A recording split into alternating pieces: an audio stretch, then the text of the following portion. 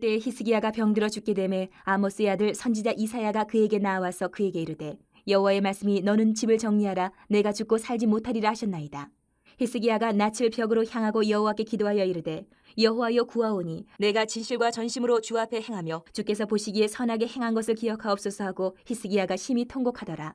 이사야가 성읍 가운데까지도 이르기 전에 여호와의 말씀이 그에게 임하여 이르시되 너는 돌아가서 내 백성의 주권자 히스기야에게 이르기를 왕의 조상 다윗의 하나님 여호와의 말씀이 내가 내 기도를 들었고 내 눈물을 보았노라. 내가 너를 낫게 하리니 내가 3일 만에 여호와의 성전에 올라가겠고 내가 내 날에 15년을 더할 것이며 내가 너와 이 성을 아수르 왕의 손에서 구원하고 내가 나를 위하여 또 내 종 다윗을 위함으로 이 성을 보호하리라 하셨다 하라 하셨더라.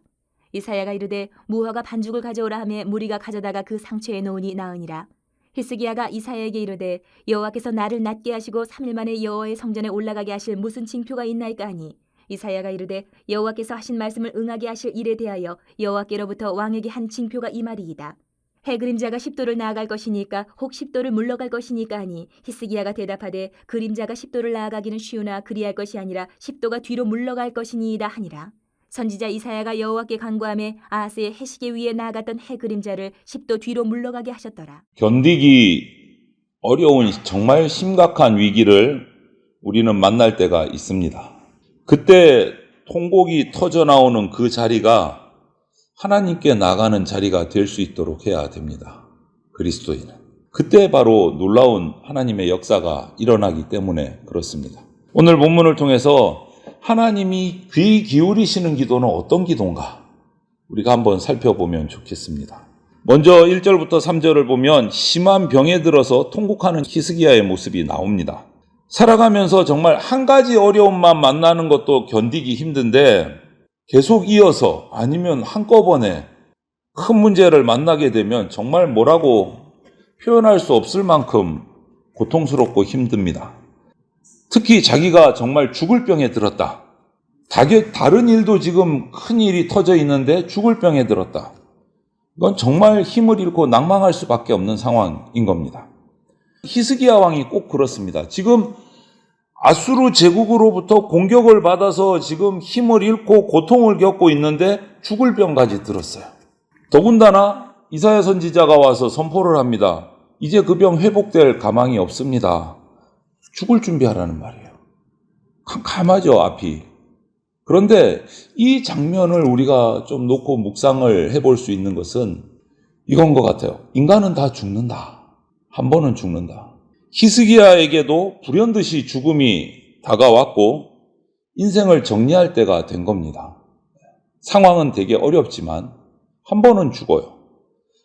우리도 마찬가지입니다. 언제 어디서 어떻게 어떤 상황에서 우리의 이 생을 마감할지 우리는 전혀 예측할 수가 없습니다. 히스기야처럼 정말 안타까운 답답한 상황에서 그런 죽음을 맞이할 수도 있고 우리가 일명 표현하는 정말 복된 죽음을 맞이할 수도 있고 여러 가지 상황들이 있겠지만 그건 우리가 정할 수가 없는 거. 이때 우리는 필요합니다. 뭐가 필요하냐면 우리의 인생이 한계가 있다, 유한하다라는 것을 깨닫고 평상시에 살아 생활할 때 생의 마지막을 준비하는 믿음의 훈련이 우리 그리스도인들에게는 필요합니다. 믿음의 훈련. 꼭 안 죽을 것처럼 살아서는 안 된다라는 거예요. 내가 한 번 죽는다라는 것, 하나님 앞에서 한 번 받은 유한한 인생이다. 이것을 깨닫고 그 마지막을 준비하는 삶을 우리가 살아야 된다. 그게 정말 중요한 신앙의 훈련 가운데 하나라고 할 수 있습니다. 죽음 앞에선 히스기야는 어떻게 합니까?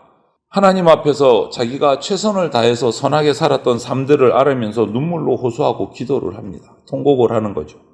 신명기 말씀을 근거로 말씀을 따라서 사는 이들에게 주실 복, 이 복을 구한 거예요. 그런데 이 히스기야의 기도를 보면 자기의 의의를 자랑하는 교만한 기도는 아니에요. 기도의 내용을 보면 연약하지만 내가 부족하지만 실수할 때도 있었지만 그래도 하나님 말씀 믿고 하나님 약속 따르려고 한 그 자신의 그 삶의 고백인 거예요. 이 기도를 들으면서 나는 그럼 하나님 앞에서 이런 어려움 앞에서 하나님, 저 진실하고 전심으로 하나님 앞에 선하게 살았잖아요. 이렇게 고백할 수 있을까 하는 생각이 들었어요. 여러분은 어떠십니까? 하나님 앞에서 이렇게 고백할 수 있을까요? 한번 우리가 오늘 이 히스기야의 죽음을 앞둔 기도에서 우리를 한번 살펴보면 좋겠어요. 이런 삶에, 위기가 닥친 삶에 우리가 막닥뜨리면 당장 무엇부터 해야 될지 정신 차리기가 어려울 수 있습니다. 당황할 수가 있어요. 이때를 위해서 믿음의 훈련이 필요해요. 나는 이런 때가 되면 가장 먼저 이거를 해야지. 평상시에 마음을 다짐하고 있으셔야 돼요. 히스기야는 제일 먼저 하나님 앞에 나가서 기도하면서 통곡하기 시작했어요. 하나님께서는 이런 히스기야의 기도, 눈물을 외면하지 않으셨다라는 것을 오늘 우리 본문을 통해서 보게 됩니다. 4절부터 7절을 보면 그 눈물의 통곡의 기도 앞에서, 진실한 기도 앞에서 하나님이 응답하셔요. 히스기야의 목숨을 이제 걷어가시려는 계획을 잠시 멈추십니다. 길을 가던, 그 소식을 전하고 길을 가던 이사야에게 다시 하나님의 음성이 들려집니다. 다시 돌아가서 생명 연장에 관한 예언을 하도록 하세요. 히스기야의 기도를 들으신 거예요. 3일 만에 질병에서 회복하고 수명은 앞으로 15년을 내가 더 연장시켜 주겠다라는 말씀을 전하게 하십니다. 히스기야는 다윗같이 하나님 앞에 자기 마음을, 실수한 것은 실수한 대로, 잘한 것은 잘한 대로 마음을 그냥 진실하게 쏟아놓을 줄 아는 인물이었어요. 잘한 것은 자랑하고 못한 것은 숨기고 이게 아니었어요. 자기 실수한 것도 그냥 탈탈 털어놓는 거예요. 하나님 앞에. 다윗도 그랬잖아요. 그래서 인정받은 거잖아요. 하나님의 사랑을 받은 거. 히스기야도 그런 모습이었어요. 실수가 없었지는 않아요. 실수가 있었어요. 그러면 있는 거는 있는 대로, 실수는 실수대로, 또 잘한 거는 잘한 거대로 숨김없이 털어놓는 기도가 히스기야의 기도였어요. 그렇기 때문에 하나님이 다윗과의 약속을 기억하시면서 오늘 히스기야에게 은혜를 베풀어 주시는 거예요. 그의 기도에 응답하시는 거예요. 이 시간을 보십시오. 즉시 기도한 거예요. 즉시. 병들어서 있는데 이사야 선지자가 와서 너 이제 죽을 거야. 하나님이 그렇게 말씀하셨어. 그리고 돌아가는데 하나님이 다시 말씀이 임하셔서 돌아가서 15년 연장하게 해주겠다. 그 사이는 짧아요, 여러분. 이사야 선지자로부터 말씀을 듣고 즉시 기도를 시작한 거예요. 그리고 그 기도를 들으신 하나님이 아직 미처 돌아가지 못한 길 중에 있는 이사야에게 돌아가서 낫겠다고 해줘라. 즉시 기도한 거예요. 그 말씀을 듣고 돌아와서 15년 연장의 예언, 회복의 예언을 한 이 이사야가 무화과 반죽을 가져오게 해서 상처에 놓게 합니다. 치료를 위해서. 근데 이 무화과 반죽을 상처 위에 놓는 건 그 당시에 어떤 질병이나 피부병이나 이런 것들이 들었을 때 주로 하는 행동이에요. 민간요법이에요. 무화과 반죽을 그 상처 위에 놓아서 아물게 하는 것. 이렇게 한 것은 하나님의 치유가요, 우리 인간의 의술을 뛰어넘어서 초자연적으로 치유하는 방법도 있지만 이 무화과 반죽을 얻는 것처럼 일상에 그냥 의술을 가지고 사람의 손길을 통해서 평범하고 상식적인 방법을 통해서 치유하실 때도 있다.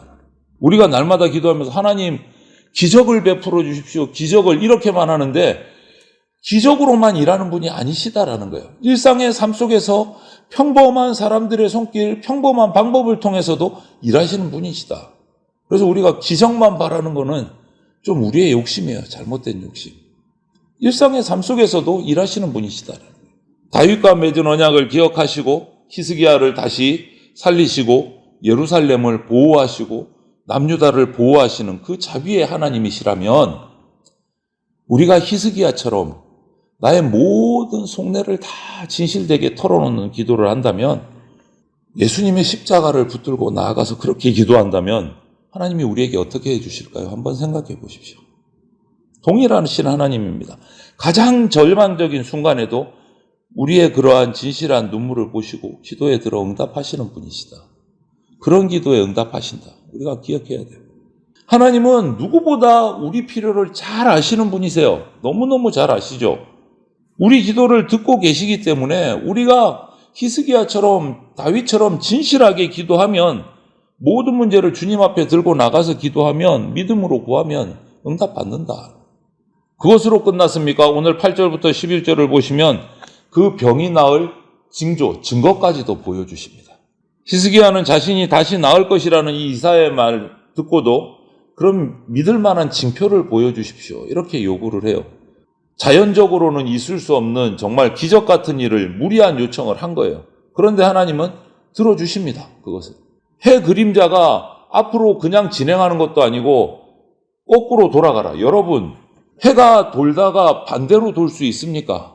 이거는 정말 엄청난 일이잖아요. 우주 전체의 흐름이 바뀌는 일이에요. 그런데 해 그림자가 뒤로 돌아가게 하셨어요. 말한 그대로 이루어 주셨어요. 하나님의 능력, 하나님의 주권이 정말 우주 만물 가운데 다 있다라는 것을 보는 장면이기도 해요. 하나님의 능력, 하나님의 주권, 우주 만물을 다스리시고 계시는 분이다라는 것을 보는 장면이에요. 모든 것을 하실 수 있는 전능하신 하나님이 오늘날 우리와도 함께 하십니다.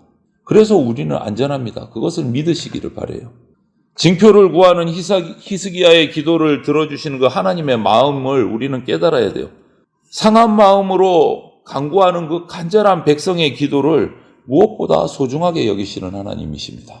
가볍게 여기거나 외면하거나 그런 분 아니세요. 다시 힘을 주시고 회복을 베풀어 주시는 분이시죠. 이것이 우리가 심정을 쏟아놓고 내 마음을 하나님께 완전히 쏟아놓고 기도해야 하는 이유예요. 그것을 하나님께서 들어주시기 때문에 가장 낙담할 만한 순간에도 다른 자리가 아닌 하나님 앞에 통곡하는 사람이 우리가 되어야 되겠습니다. 히스기야는 즉시 기도했어요. 즉시. 눈물을 보시고 간구를 들으시는 그 하나님이 그때 놀라운 일을 이루어 주십니다. 오늘 하루도 말씀과 기도로 하나님 앞에서 간구하면서 살아가는 그러한 하루가 되시기를 바랍니다.